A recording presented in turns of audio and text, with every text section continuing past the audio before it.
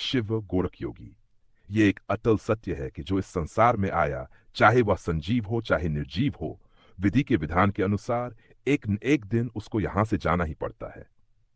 इसी प्रकार जिसकी श्री वृद्धि हुई, उसकी क्षीणता भी कभी न कभी अवश्य ही निश्चित है। और यह भी सत्य है कि जिसकी क्षीणता होती है वह दोबारा भी समृद्धिशाली हो सकता है। विधि के इसी नियम के अनुसार 13वीं शताब्दी से 18वीं शताब्दी के मध्य एक ऐसा समय आया कि इस पवित्र तपोभूमि श्री सिद्ध योगी चौरंगीनाथ जी की तपस्थली की गरिमा को ग्रहण सा लग गया। ये मठ अपनी प्राचीन गरिमा तथा वैभव को स्थिर नहीं रख सका। कालांतर में यह मठ लगभग पूर्णतया ध्वस्त हो गया। मठ के ध्वंस के संबंध में न तो सही समय का पता है और न ही इसके ध्वंस के कारणों का सही से पता है। कहते हैं एक बार सिद्ध शिरोमणि श्री बाबा मस्तनाथ जी यहां भ्रमण करते हुए इस मठ में पधारे। उस समय वह औधड़ ही थे, दर्शनी योगी नहीं हुए थे। उन दिनों यहां सिद्ध चौरंगीनाथ जी की शिष्य परंपरा के पादपंथी योगी रहते थे। संप्रदाय में ये रीति शुरू से ही थी कि उनके किसी भी मठ में कोई अतिथि आए तो वे 3 दिन तक उस अतिथि का पूर्ण आतिथ्य सत्कार करेंगे। उसके पश्चात उससे भी कार्य लिया जाएगा। पादपंथी साधुओं ने भेक की मर्यादा का उल्लंघन करते हुए बाबा मस्तनाथ जी के यहां पधारते ही उनको यह आदेश दिया कि हे ऑथर्ड, अभी जाओ और मठ के घोड़ों के लिए घास खोद कर ले आओ। अतिथि सेवा 3 दिन करनी है। यह मर्यादा भेक के साधु भूल गए। श्री बाबा मस्तनाथ जी ने उन साधुओं से पूछा, सारा ले आओ या कुछ छोड़ भी आओ।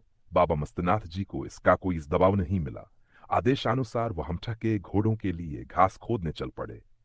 कुछ ही देर के पश्चात जब वह घास का गठर लेकर धारे तो वहां पर उपस्थित सभी योगियों तथा साधुओं ने प्रत्यक्ष देखा कि घास का गठर बाबा मस्तनाथ जी के सिर से वह हाथ की ऊंचाई पर चला आ रहा है।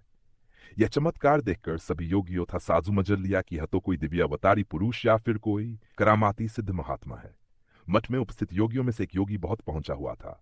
उस योगी ने घास का गठर नीचे उतारने के पस बाबा मस्तनाथ जी से पूछा, सारा का सारा उखाड़ लाए या कुछ छोड़ा भी है?